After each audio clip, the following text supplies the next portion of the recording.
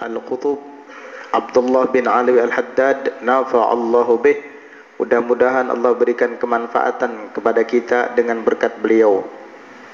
Kata Imam Abdullah Al-Haddad, man ta'ammala ahwal as-sahabati, barang siapa yang mengamati keadaan-keadaan para sahabat, wa tawaqqufahum fil umuri, dan berhentinya mereka pada perkara-perkara, an ma la ya'ni, dari apa saja yang tidak bermanfaat. Arafa adabar rijali, maka orang itu akan mengetahui adab-adab para lelaki-lelaki besar itu. Wa adabal ilmi, dan adab-adab ilmu. Wa adabal a'immati, dan adab-adab para imam.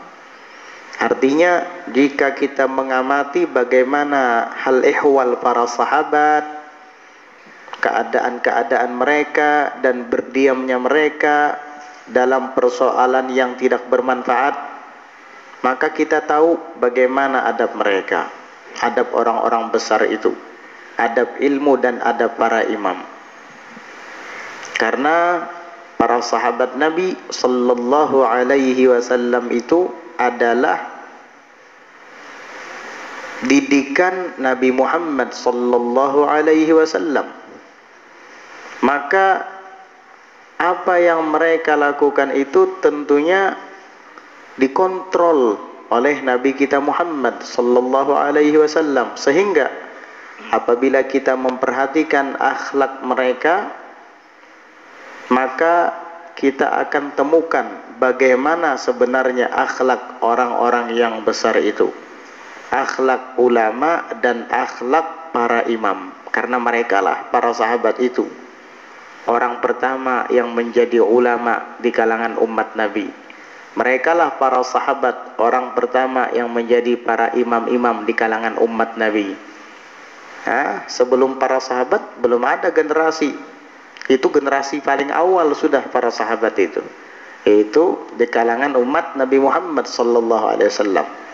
Jadi kalau kita mengamati keadaan mereka dan berdiamnya mereka mengenai perkara-perkara yang tidak penting, kita akan tahu itulah adab ulama yang sebenarnya. Wa arafa, dan orang itu yang mau mengamati tadi akan tahu ma yanbaghi an yustakthara minhu minal ilmi, apa saja yang semestinya diperbanyak dari dirinya itu minal ilmi, daripada menuntut ilmu, wa yustaqalla minhu, dan apa saja yang tidak usah banyak-banyak, artinya sedikit saja daripada ilmu itu. Wa ma yuzharu wa ma yuktamu, dan apa saja yang mestinya dinampakkan dan yang disembunyikan daripada ilmu itu. Kalau kita mau memperhatikan keadaan para sahabat, maka kita akan tahu ilmu apa yang semestinya kita tuntut dengan lebih banyak lagi, dan ilmu apa yang tidak perlu banyak-banyak dituntut, dan ilmu apa saja yang mestinya harus dinampakkan, dan ilmu apa saja yang mestinya harus disembunyikan. Karena minal ulumi ma yutwa wa la yurwa, di antara ilmu itu ada sesuatu yang harus disembunyikan, tidak usah diriwayatkan. Nah, dengan memperhatikan keadaan para sahabat, maka kita akan tahu itu semua. Unzur, kata Imam Abdullah Al-Haddad, perhatikan, kaifa lam yas'alur rasula sallallahu alaihi wasallam anir rajuli syadidi bayadus thiyab. Perhatikan, kaifa, bagaimana, lam yas'alu, mereka para sahabat tidak menanyakan ar-rasula, akan Rasulullah sallallahu alaihi wasallam, anir rajuli syadidi, tentang seorang lelaki yang sangat bayadu thiyabi, sangat putih bajunya. Boleh dibaca bayadu menjadi fa'ilnya syadid, boleh dibaca bayadi menjadi mudhaf ilaihnya. Dan bagaimana mereka para sahabat tidak bertanya kepada Rasulullah sallallahu alaihi wasallam tentang seorang lelaki yang sangat putih pakaiannya itu. Man huwa, siapakah dia? Wa min aina jaa, dan dari mana orang itu datang? Tidak menanyakan para sahabat. Maksudnya ini apa? Hadits Jibril yang ma'ruf itu. Ketika Jibril menyamar jadi sosok manusia berpakaian serba putih, berjenggot hitam, kemudian menyandarkan lututnya ke lutut Nabi, meletakkan kedua telapak tangannya ke atas kedua pahanya, bertanya kepada Nabi tentang Islam, dijawab oleh Nabi, dia pun membenarkannya. Para sahabat tambah heran, dia yang bertanya, dia yang membenarkan. Menanyai lagi kepada Nabi pertanyaan yang kedua tentang iman, dijawab oleh Nabi, lagi-lagi dia benarkan. Bertanya lagi tentang ihsan, dijawab oleh Nabi, lagi-lagi dia benarkan. Kemudian bertanya lagi tentang hari kiamat dan tanda-tandanya. Begitu seterusnya. Ketika pertemuan antara Rasulullah dengan lelaki asing tersebut terjadi, para sahabat diam. Satupun tidak ada yang bertanya kepada Nabi, siapa sih lelaki itu? Tidak ada. Ini adab ini. Kita tidak perlu fudul, tidak perlu banyak tanya tentang sesuatu yang tidak bermanfaat. Yang penting isi percakapan antara Nabi dengan lelaki asing itu sangat bermanfaat, karena di situ terdapat ilmu-ilmu yang dulunya sempat akan ditanyakan oleh sahabat, tetapi kemungkinan mereka tidak berani mempertanyakannya, lalu diwakili oleh orang asing itu. Sehingga pertanyaan yang selama ini tersimpan di dalam dada para sahabat diungkapkan oleh lelaki asing tersebut dan dijawab oleh Nabi. Pahamlah para sahabat, Islam itu apa, iman itu apa, ihsan itu apa, dan tanda-tanda hari kiamat bagaimana. Namun para sahabat tidak ada satupun yang menanyakan kepada Rasulullah tentang sosok lelaki asing itu. Sayyidina Umar aja mengatakan, falabithtu maliyan, maka aku terdiam maliyan. Ada yang mengatakan maliyan itu salatata ayyam, 3 hari. 3 hari maliyan itu. Ada yang mengatakan beberapa waktu. Semua diam, gak ada yang berani bicara. Dan tidak ada satupun di antara sahabat yang bertanya, siapa sosok lelaki asing itu? Hatta btada'a binafsihi yahkihi li Umara ba'da muddatin. Sehingga Nabi sendiri yang memulai dengan dirinya. Yahkihi, menceritakannya, yakni lelaki tadi. Nabi menceritakannya lelaki tadi li Umar, kepada Sayyidina Umar, ba'da muddatin, setelah beberapa waktu. Ada yang mengatakan maliyan itu ba'da salasati ayyamin, setelah 3 hari. Setelah 3 hari Nabi mengatakan kepada Sayyidina Umar, ya Umar, atadri manis sa'il, wahai Umar, tahu enggak kamu siapa orang yang bertanya kemarin itu? Maka Sayyidina Umar mengatakan, Allahu wa rasuluhu a'lam, Allah dan Rasulnya lebih tahu, saya tidak tahu ya Rasulullah. Akhirnya Nabi yang langsung menjawabkan, innahu Jibrilu atakum yu'allimukum dinakum. Sesungguhnya penanya itu yang menyamar jadi orang asing kemarin adalah Jibril, datang kepada kalian ingin mengajarkan agama kalian, ingin mengajarkan kepada kalian akan hakikat agama kalian. Karena dulu kalian tidak mengerti, berkat kedatangan lelaki asing yang tidak lain dia adalah Jibril, maka kalian sekarang tahu kan apa itu Islam, apa itu iman, apa itu ihsan, apa itu tanda-tanda kiamat. Nah itu adalah Jibril wahai Umar. Barulah setelah 3 hari mereka para sahabat tahu yang datang kemarin itu, lelaki asing yang datang kemarin itu adalah malaikat Jibril. Nah ini para sahabat tidak banyak tanya kepada Nabi. Begitu semestinya adab, ya adab sahabat kepada Rasulullah. Tidak mau menanyakan sesuatu yang bukan urusan mereka. Yang penting ada hikmah, ada ilmunya, udah mereka pelajari dan mereka pegang kuat-kuat. Berkat lelaki asing ini kami tahu jawaban dari Nabi tentang hakikat Islam, tentang hakikat iman, ihsan dan seterusnya. Tidak penting menanyakan siapa sih lelaki itu, dari mana ya datangnya dia, enggak. Begitu para sahabat menjaga adab kepada Rasulullah sallallahu alaihi wasallam. Nah, ini kadangkala melihat ada tamu datang ke rumah gurunya, pas tamunya pulang, mulai mana tadi tamu tuh? Apa pentingnya? Kalau guru kamu bilang, oh dari Sungai Danau misalnya, emang kamu dapat apa? Dapat ilmu? Kan enggak. Udah diam aja. Kamu kalau menanyakan sesuatu kepada gurumu, yang penting-penting saja. Yang tidak penting, mending diam. Begitu. Para sahabat begitu kepada Rasulullah sallallahu alaihi wasallam. Kejadiannya 3 hari yang lalu, satu pun di antara sahabat gak ada yang menanyakan kepada Nabi tentang lelaki asing itu, kecuali Nabi sendiri yang memulai menceritakannya kepada Sayyidina Umar dan menjelaskan bahwa itu ternyata adalah malaikat Jibril yang menyamar dan mengajarkan agama kepada kalian. Begitu. Wa yu'rafu min dzalika, dan dapat diketahui daripada kejadian itu, man'ul ikhbari 'anis syai', dilarang memberitahukan tentang sesuatu qabla waktihi, sebelum waktunya. Nabi pun tidak langsung memberitahukan hari itu, melainkan setelah beberapa waktu. Ada yang mengatakan setelah 3 hari baru dikasih tahu sama Nabi. Artinya tidak setiap sesuatu itu disampaikan detik itu juga. Kadang perlu waktu untuk menyampaikannya. Ini juga termasuk adab ulama. Rasulullah saja tidak langsung menyampaikan kepada para sahabat bahwa orang ini adalah Jibril.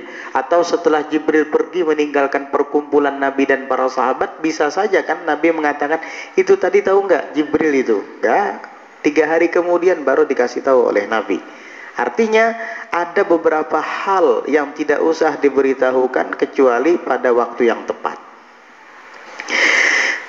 Wa yu'rafu min dzalik, dan diketahui daripada kejadian itu, man'ul ikhbar, dilarang memberitahukan anisyai, dari tentang sesuatu, qabla waktihi, sebelum waktunya.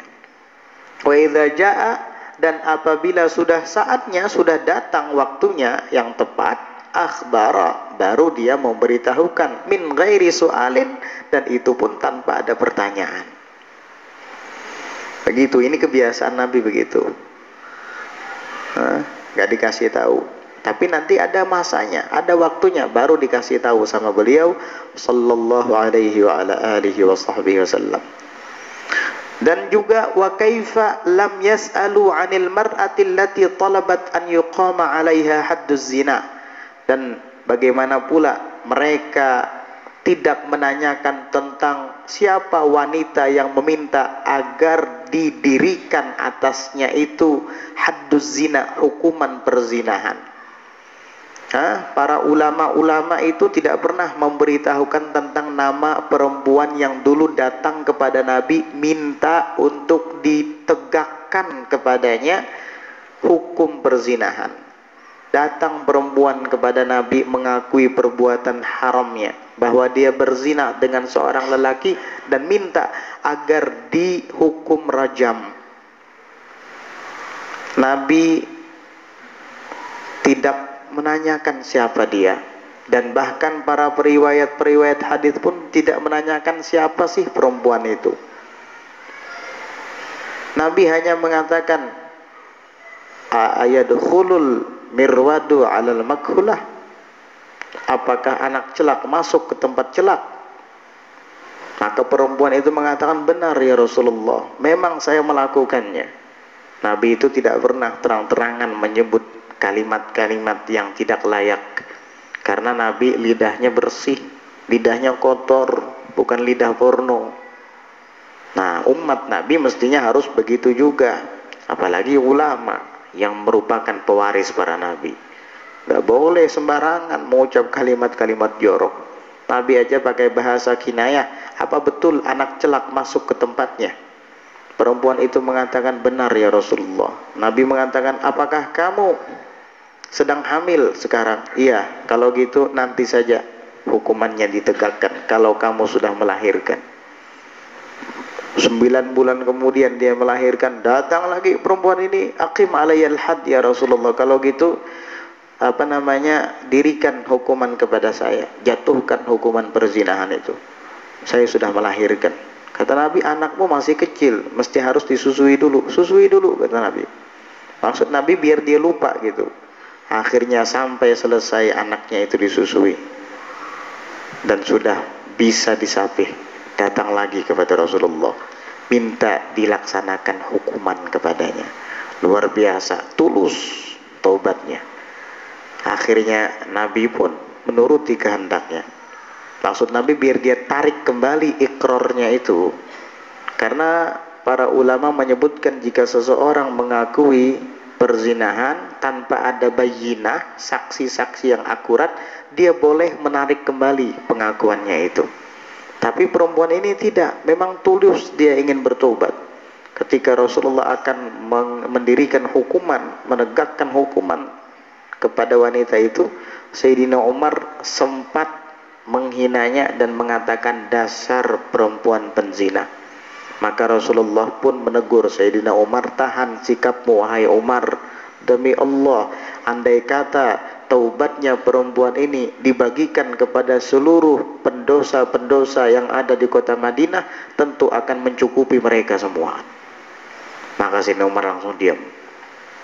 Nah ini sampai sekarang tidak diberitahukan siapa nama perempuan itu, karena tidak penting. Iya kan? Itulah kalau kita ingin meniru adab para ulama, ya begitu. Jangan kepengen tahu terus, putul. Siapa gerang? Itu kita ini. Kalau mau meniru adab ulama begitu. Wa 'anir rajulil ladzi ataha, dan tentang seorang lelaki yang menzinahinya. Sampai sekarang tidak disebutkan dalam sejarah dan riwayat itu siapa lelaki pelaku perzinahan itu. Siapa dia? Alladzi ataha, yang menzinahinya. Wa hal huwa bighasbin aw biridhan minha. Apakah kejadian itu bighasbin, dengan paksa karena diperkosa oleh lelaki itu, kan enggak tahu. Au biridhan minha, atau dengan ridho dari pihak wanita itu sendiri, yakni suka sama suka. Enggak tahu. Enggak ada pernah para ulama memperpanjang qadhiyah ini. Wa nahwi dzalik, dan yang semisal itu, intaha, selesai, min tatsbitil fuad, dari kitab Tatsbitul Fuad. Jadi permasalahan yang tidak bermanfaat tidak perlu diperpanjang. Itu adab para ulama. As-sukutu as-salamah, berdiam itu selamat. Apalagi yang bukan urusan kita, membahas panjang lebar yang bukan urusan kita, buang-buang waktu, iya, buang-buang umur. Jangan-jangan nanti kita akan terjerumus ke dalam ghibah. Mending diam kalau bukan urusan kita.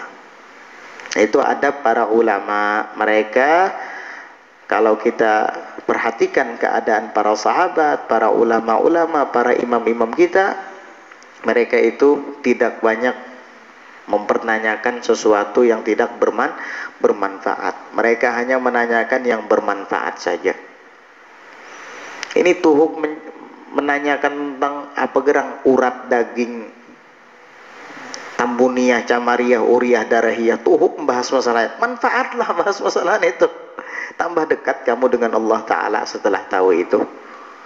Atau jangan-jangan tambah lancang, tambah merasa hebat. Di mana gerang andaknya Nur Muhammad tuh aku hendak lahu. Ada apa kamu bahas-bahas masalah itu? Tambah semangat kamu qiyamul lailnya, tambah semangat kamu sholat sunnah duha dan sholat sunat witir tahajudnya. Kalau enggak, diam aja sudah, enggak usah panjang lebar lagi bicara itu. Duduk di warung membuka-buka masalah itu, behualan, bekakanjangan urat gulu, padahal sama-sama nihil, gak ketemu, gak ada titik terangnya. Naudzubillah. Ulama tidak seperti itu. Ini menunjukkan dia bukan ulama. Sahabat tidak seperti itu, karena itu tidak bermanfaat. Yang mereka cari bagaimana caranya supaya saya tambah dekat dengan Allah, bagaimana caranya supaya saya tambah semangat untuk beribadah kepada Allah, bagaimana caranya sholat 5 waktu saya tidak bolong-bolong lagi. Begitu mestinya. Bagaimana caranya saya paham dengan agama, karena selama ini saya belum betul-betul mengerti tentang Islam yang sebenarnya. Begitu. Itu yang manfaat bagi kita. Apa kira-kira perbekalan saya yang sudah saya siapkan untuk menghadap Allah Subhanahu wa taala? Kan itu. Yang ditanyakan sama Allah nanti tentang salatmu. Awwalu ma yuhasabu bihil abdu yaumal qiyamah as-salah.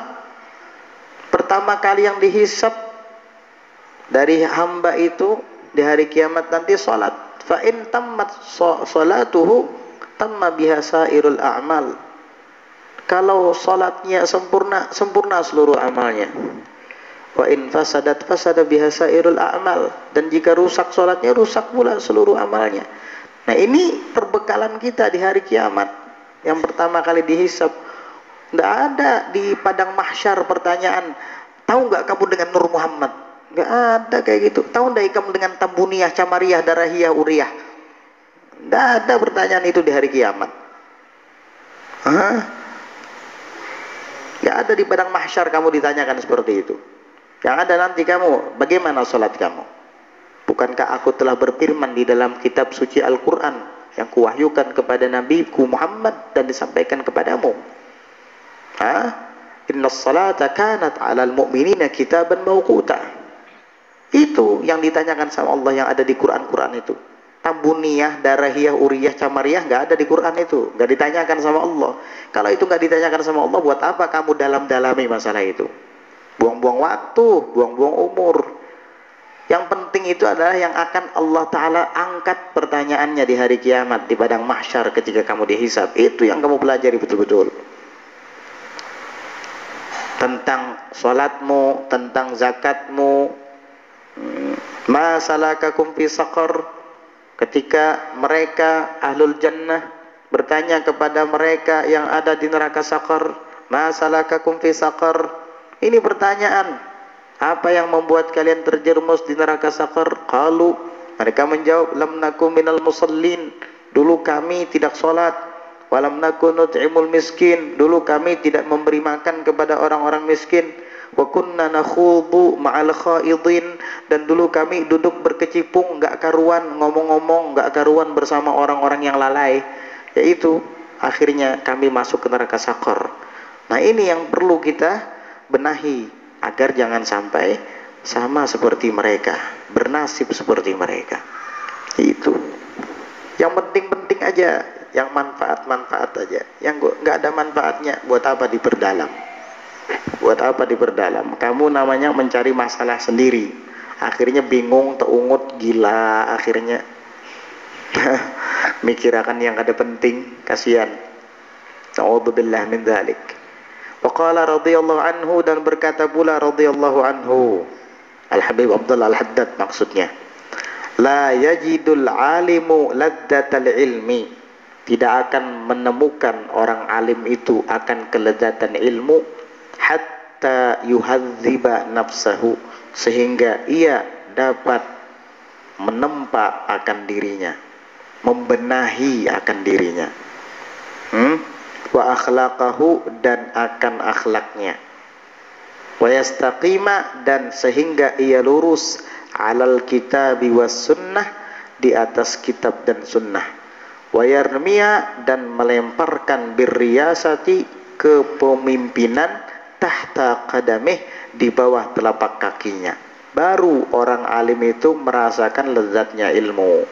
Jadi pertama dia harus membenahi nafsunya, membenahi jiwanya, nafsunya, dirinya, agar jangan sampai terjerat oleh hawa nafsu duniawi dan syaitan. Wa akhlaqahu, dan akhlaknya, tingkah laku, perbuatan, tutur katanya, dan lurus di atas kitab dan sunnah, mengamalkan Quran, mengamalkan hadis, dan melemparkan keinginan atau kesenangannya untuk menjadi pemimpin. Dia lemparkan, dia buang. Di mana?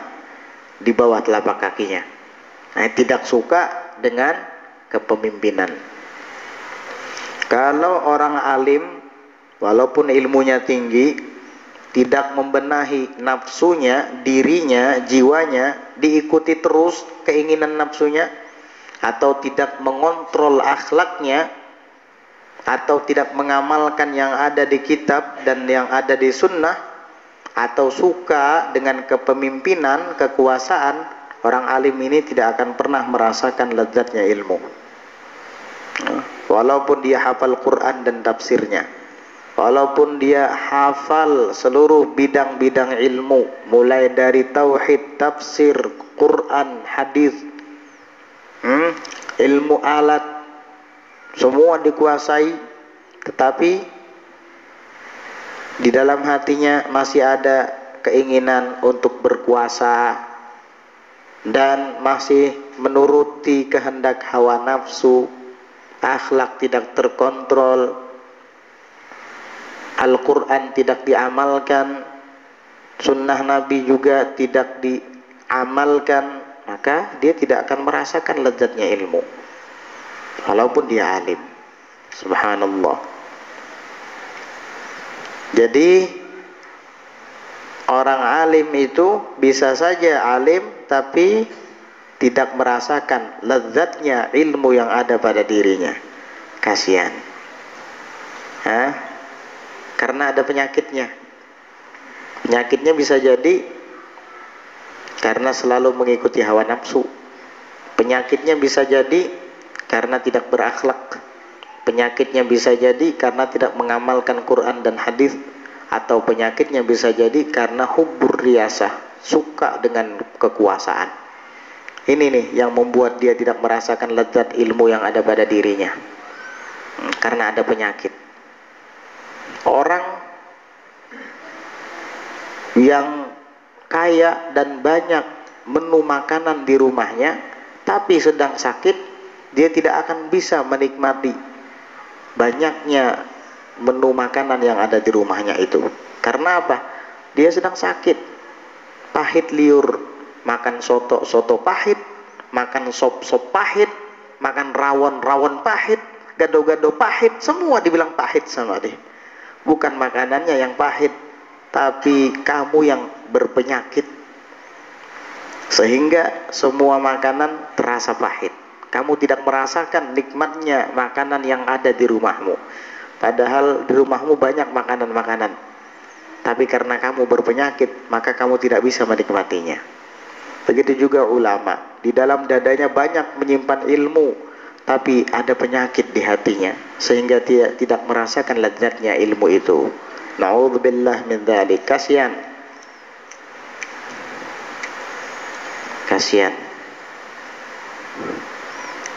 Di antara akhlak para ulama itu adalah al-insaf. Apa itu al-insaf? Insaf itu adalah menyadari,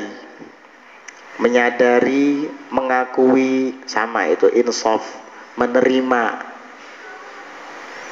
Famin adabihi al-insafu, dan maka termasuk daripada adab-adab alim, orang yang berilmu, adalah al-insaf, mau menyadari, menerima kebenaran maksudnya.